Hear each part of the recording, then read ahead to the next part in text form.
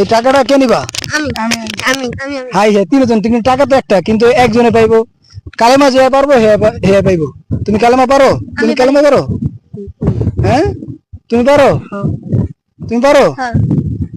কত তুমি কগে না, তুমি বলো।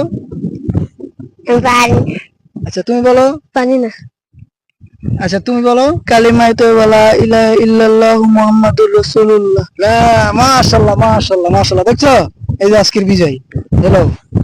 ঠিক আছে, যাও। আর হলো গিয়া কালেমা আমি তোমাদেরকে একবারে বলি, ঠিক আছে?